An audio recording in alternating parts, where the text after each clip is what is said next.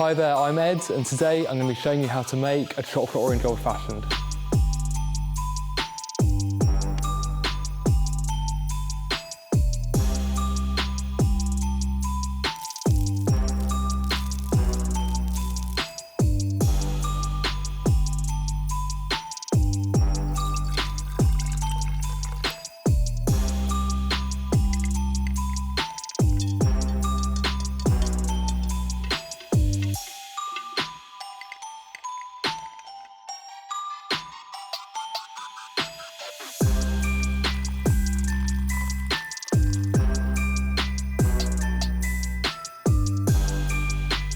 And here we go, that's how we make a chocolate orange old fashioned.